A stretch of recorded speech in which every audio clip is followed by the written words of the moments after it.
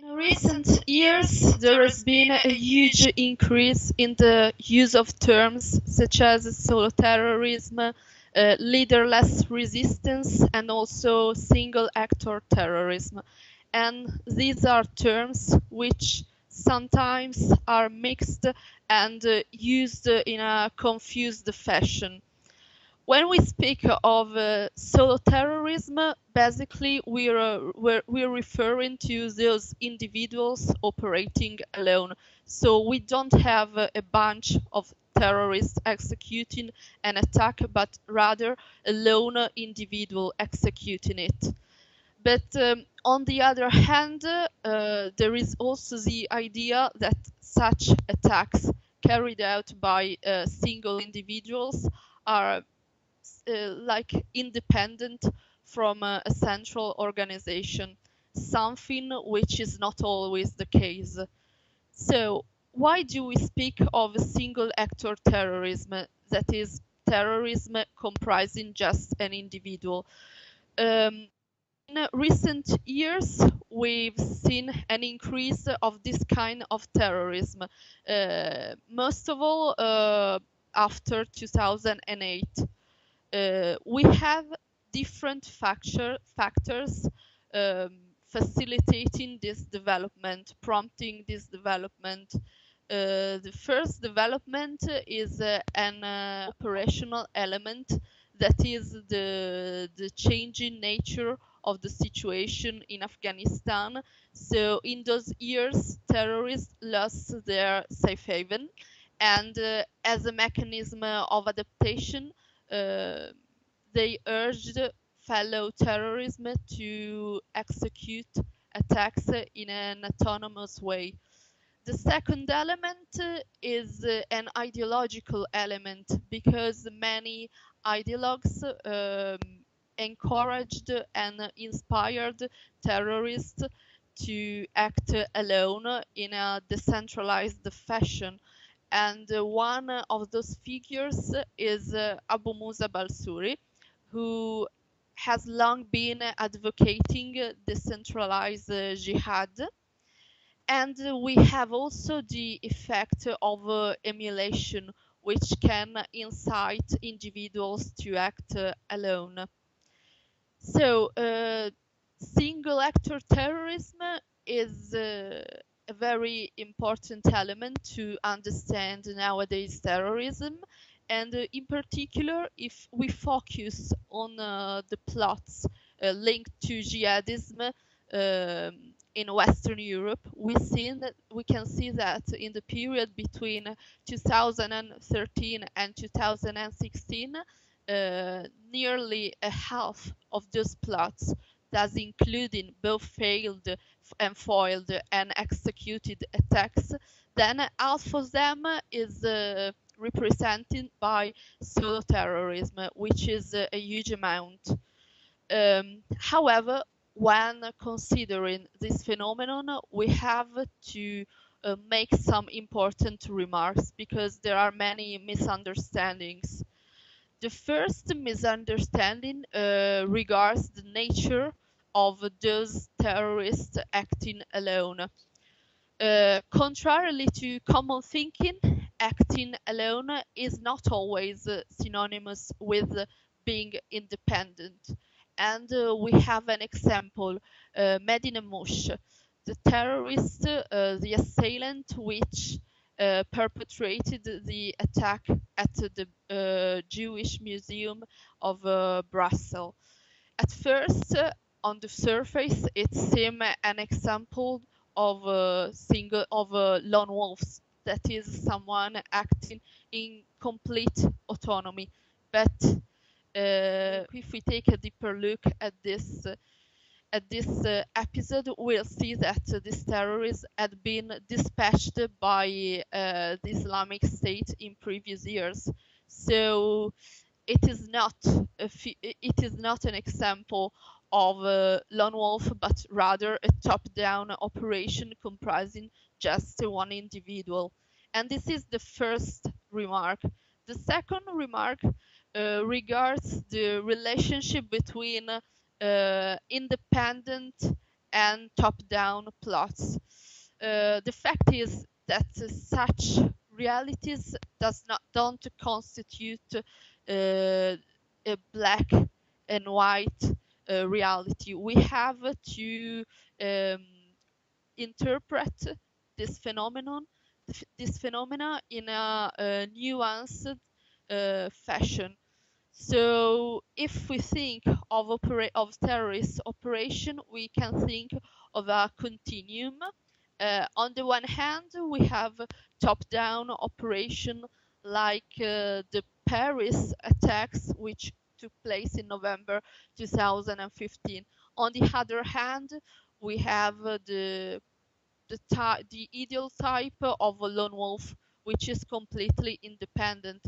But between those extremes, there are a lot of possible combination, many hybrid cases that we have seen in recent times. The third misunderstanding regards the backgrounds of lone wolves. Even if in these cases in which terrorists act in a independent or quasi-independent fashion, we cannot just consider individuals per se, because these individuals are located in a precise context. So we have to take a look at the milieu, which can be facilitating radicalization sometimes. So lone wolves don't occur in a vacuum, but they can be located in a precise environment, and we have to consider that. And the third remark regards the strategy of the Islamic State. Independent actors are not just a side effect of the strategy of the Islamic State, because the Islamic State tries to incite these terrorists in an active manner, in an active fashion. So they are truly part of their strategy. The attacks which took place last week in Catalonia region of Spain display some interesting features. First of all, they are more complex than other episodes we've seen in recent months. They were planned for quite a long time, and the original plan was far more sophisticated. It consisted in using larger trucks and simultaneously also explosive. However, this let's say plan A did fail because they didn't manage to obtain the necessary permit to obtain larger trucks, and then while trying to preparing the explosive, they blew up the house in Alcanar. There were found traces of TATP, which is the signature explosive characterizing the operation by the Islamic State. But this may point at lesser degree of expertise, but however, this is a more sophisticated plot, a more sophisticated attack if compared with other terrorist operation. It's interesting to look at the cell. The initial hypothesis was that there were 12 terrorists, so a cell composed by 12 members. However, 2 terrorists have been released on certain conditions in the last days, and 2 other members are detained, whereas all the other 8 terrorists have been killed. either in previous days or in the case of Abu Yaqub at Subirats. So, what can we say about this cell? First of all, there is the Imam El-Sati, who appears to be a very important role. Of course, we don't have enough elements so far to draw conclusions, but we can try to develop some hypotheses. One of the hypotheses is that the Imam is the ringleader of the cell and also a radicalizing agent and a jihadi entrepreneur, meaning that he tried to put up all together the members of the cell and thus had a huge role in this process. The second element to look at is the international dimension of this operation.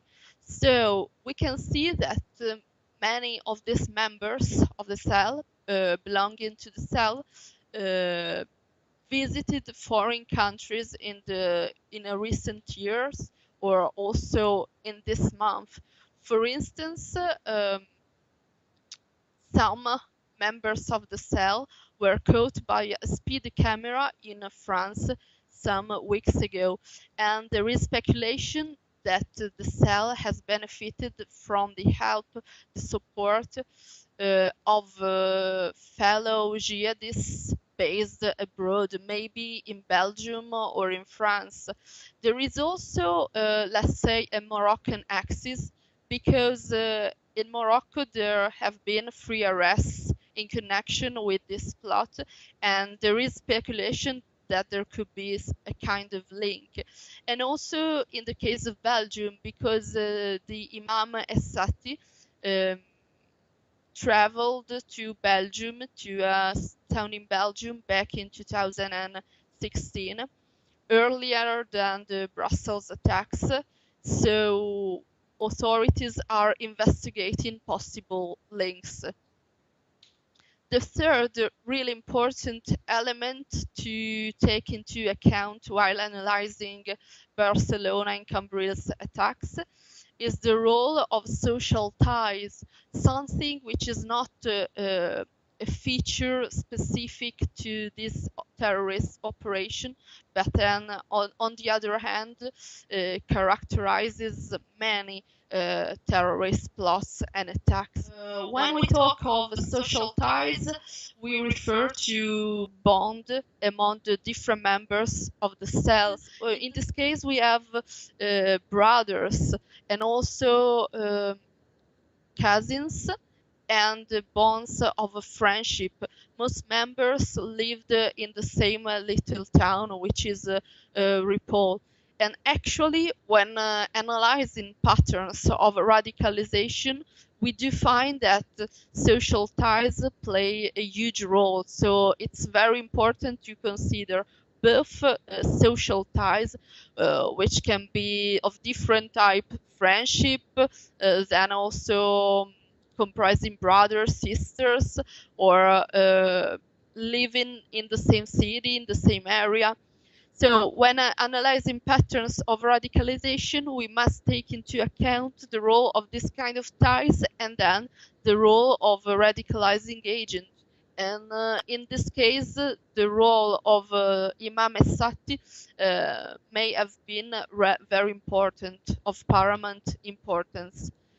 The last aspect to focus on concerns the province of Barcelona and Catalonia more in general, because it is known by analysts that regarding Spain, Catalonia can be considered a radicalization hotbed, meaning that there is a huge amount of detained individual arrests, individual link to jihadism in this area.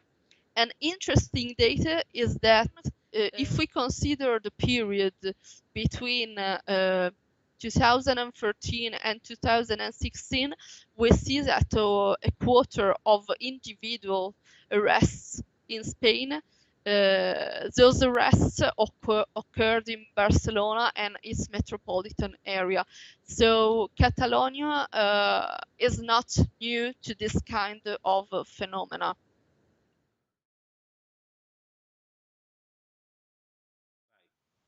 As we're witnessing at present, the so-called Islamic State is losing territories in the Middle East. So in previous month there was the liberation of the city of Mosul, and now there are ongoing operation to free the city of Raqqa.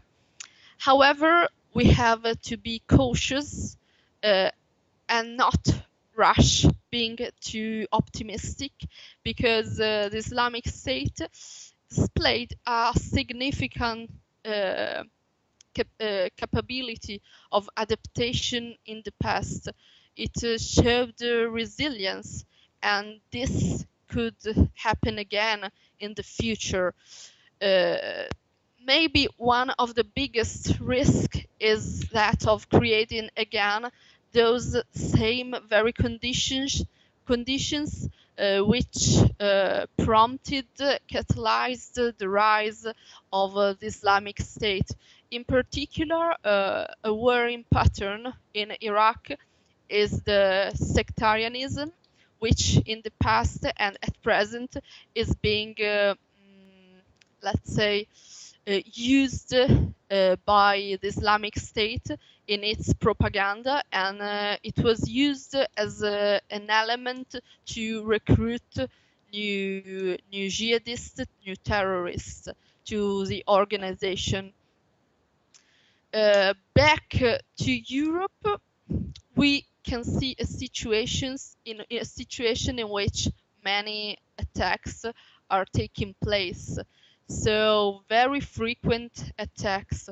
Of course, there are not many operations which can be compared to the Bataclan attacks, which took place in November 2015 in Paris. So these were particularly sophisticated operations, completely top-down operations, and these are not the norm.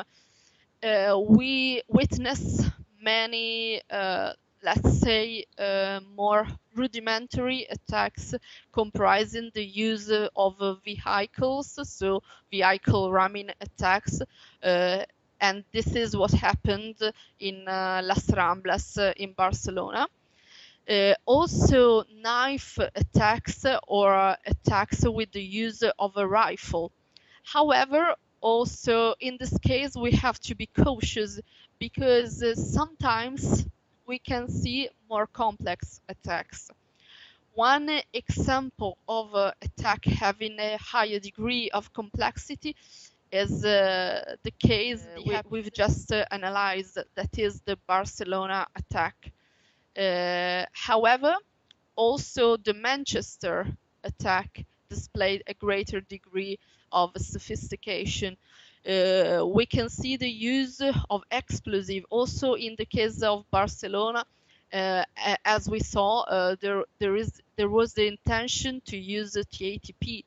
So here we are seeing a different kind of attack. We can see different kind. So we have to be aware of all the risks, and above all, if we focus on future scenarios, we'll have to be aware of all the, let's say, the threats that different realities may pose. We have transnational networks.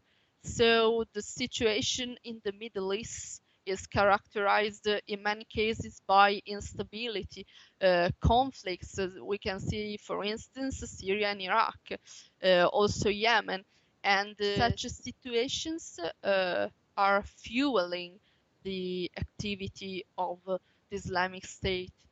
So they may result very dangerous also in the futures from a point of view of the development of jihadism. Then, regarding European scene, there is the aspect concerning returnees, so foreign fighters coming back from Syria and Iraq mainly. Um, Many militants, many foreign fighters have been killed in these months in Syria and Iraq. Many others maybe will change their mind, and maybe they've become disillusioned with jihadism and its activity. However, a small portion will come back with violent intention, and maybe they will act as jihadi entrepreneurs in the future, contributing to the radicalization of many other individuals and thus posing a threat in the long term. Another element we'll have to take into consideration is the presence of marginalization from a socioeconomic point of view, which can be a catalyzer of radicalization in some cases, especially when coupled with other aspects such as the presence of radicalization hubs and radicalization agents. So we have to be aware of those threats now as well as in the near term and long term future.